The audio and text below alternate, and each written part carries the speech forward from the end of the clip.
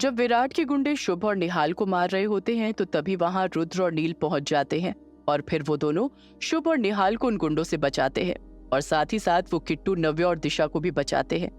और फिर वे सभी लोग एक साथ विराट और उसके गुंडों से लड़ने के लिए तैयार हो जाते हैं। ये देखकर विराट उनसे कहता है, बढ़िया है, आज तुम सबको एक साथ ही मार दूंगा।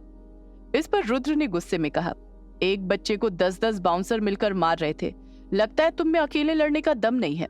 शायद अशोक चौहान ने एक नामर्द बेटे को पैदा किया है। ये सुनकर विराट को गुस्सा आ गया और उसने अपने एक बाउंसर को इशारा करते हुए कहा, मारो कमीनों को। और फिर देखते ही देखते वहां फाइटिंग शुरू हो गई।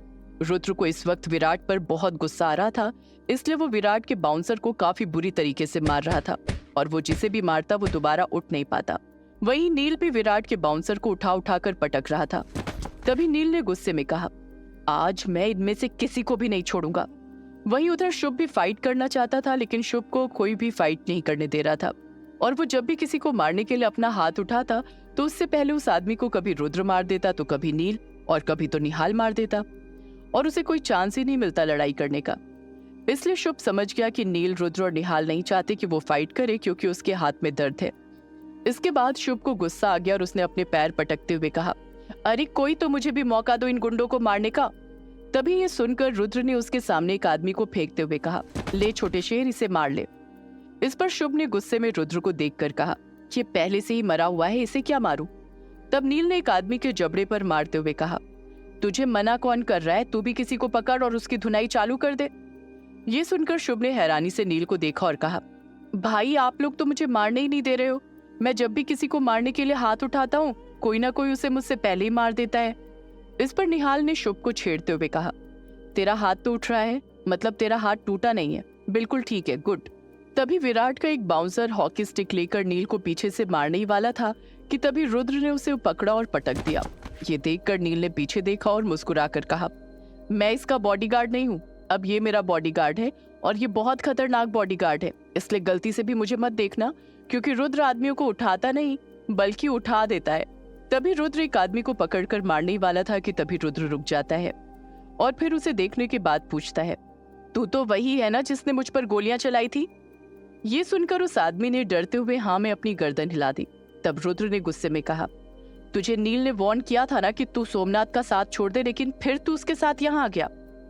इस पर उस आदमी ने हाथ जोड़कर धीरे से कहा, सर ये सोमनाथ का नहीं, अशोक चौहान के आदमी है और मैंने भी अभी अशोक चौहान का ग्रुप ज्वाइन किया हुआ है। ये सुनकर रुद्र ने उसके सर पर वार करते हुए कहा, साले बता तो ऐसे रहा है जैसे उसने तुझे सीईओ की पोस्ट दे दी।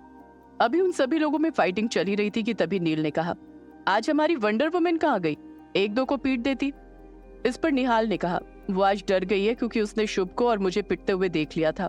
तभी नील ने एक आदमी को मारते हुए नव्या की तरफ देखा तो उसने सच में नव्या के चेहरे पर घबराहट महसूस की और फिर थोड़ी देर बाद रुद्र और उसके भाइयों ने मिलकर विराट के सारे बाउंसर्स को पीट दिया और उनकी मार खाने के बाद सारे बाउंसर जमीन पर पड़े हुए दर्द में कराह रहे थे। तभी रुद्र ने विराट को देखा जो इस वक्त बहुत घबरा रहा था। ये देखकर रुद्र धीरे धीरे कदमों से विराट के पास चलकर आ गया।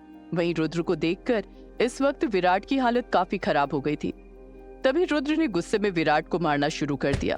रुद्र ने विराट को इतना मारा कि उसके हाथ की हड्डी टूट गई और फिर रुद्र ने विराट को मारते मारते अधमरा कर दिया। तभी ये देखकर नील ने रुद्र को रोकते हुए कहा, रुद्र अब बस करो, नहीं तो ये मर जाएगा।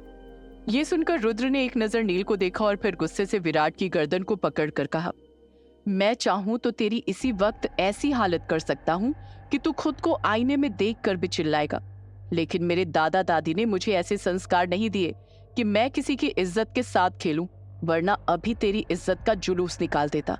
और फिर रुद्र ने आगे गुस्से में उससे कहा, विराट आखिरी बार समझा रहा हूं, किट्टू से दूर रहना, नहीं तो अगली बार हाथ की जगह पूरे शरीर की हड्डी तोड़ दूंगा। और फिर इतना कहकर रुद्र और नील ने विराट के हाथ पैर बांधकर उसे गाड़ी की डिक्की में डाल दिया। तभी किट्टू भागकर रुद्र के पास गई और उसके गले लग गई।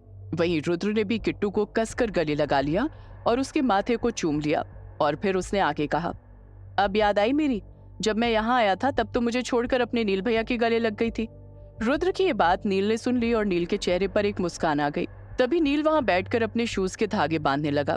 तभी ये देखकर वहां रुद्र आया और उसने नील से कहा, अरे नील लाओ मैं तुम्हारी मदद करता हूँ। और फिर ये कहकर रुद्र नील के शूज को पकड़कर उसके धागे बांधने लगा। तभी ये देखकर निहाल ने कहा, नव्या, जो मैं देख रहा हूँ क्या तुम भी वही देख रही हो?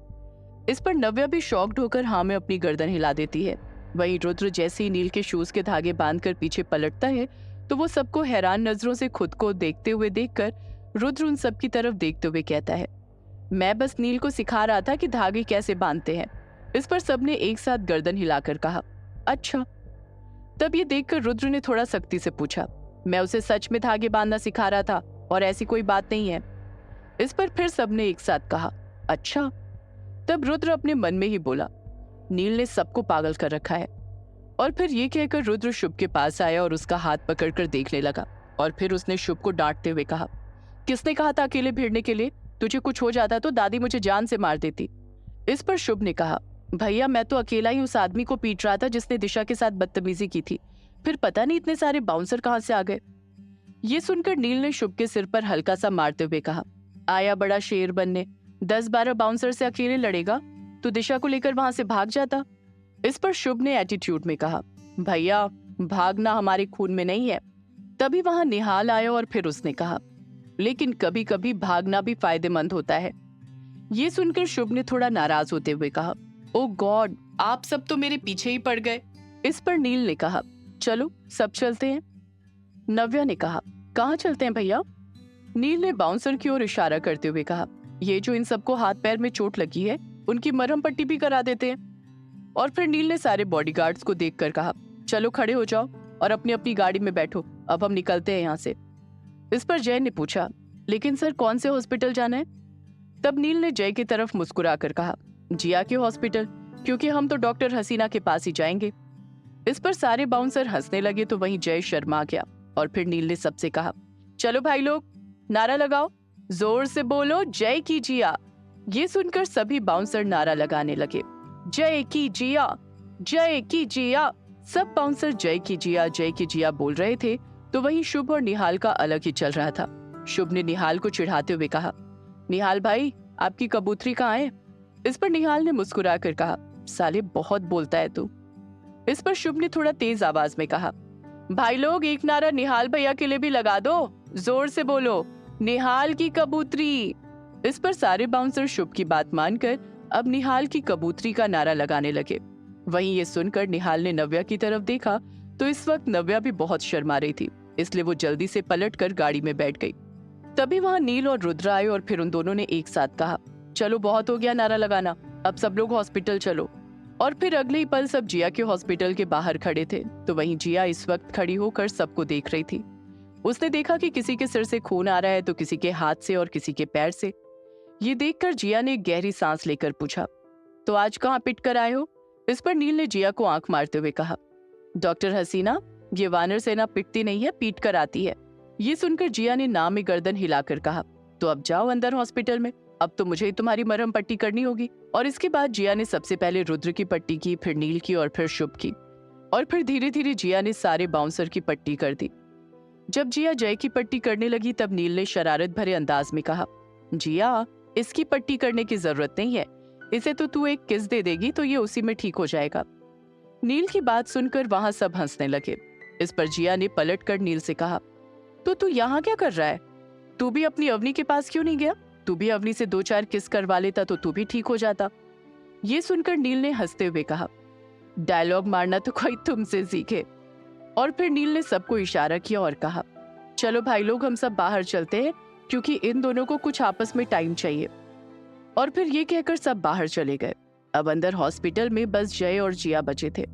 वहीं जब नील बाहर आया तो उसने रुद्र को एक गाड़ी के पास खड़ा देखा तो वो रुद्र की तरफ गया और फिर उससे कहा, क्या रुद्र यहाँ अकेला क्या कर रहा है? इस पर रुद्र ने नील से कहा, मैं अमेरिका जा रहा हूँ लेकिन मुझे किट्टू को लेकर डर लग रहा है। ये सुनकर नील ने कहा, किट्टू की टेंशन मत ले, मैं हूँ यहाँ।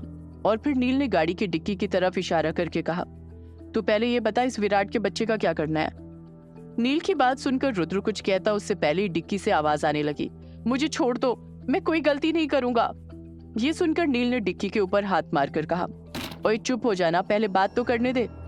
तब रुद्र ने कहा, पहले इसे इसके बाप के पास छोड़कर आते हैं। और फिर ये कहकर रुद्र ने शुभ और निहाल से कहा, तुम सब घर चले जाओ, मैं और नील विराट को उसके घर छोड़कर आते हैं।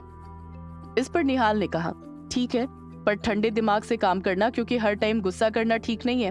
वैसे भी तेरे साथ नील तो जा ही रहा है, इसलिए मुझे टेंशन नहीं है, फिर भी ठंडे दिमाग से काम करना। ये सुनकर रुद्र ने हाँ में अपनी गर्दन हिला दी और फिर शुभ, निहाल, दिशा, किट्टू और नव्या प्रताप हाउस के लिए निकल गए।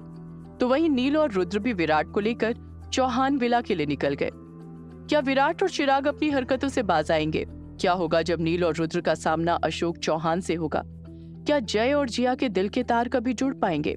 जानने के लिए सुनते रहिए ये कहानी सिर्फ पॉकेट एफएम पर।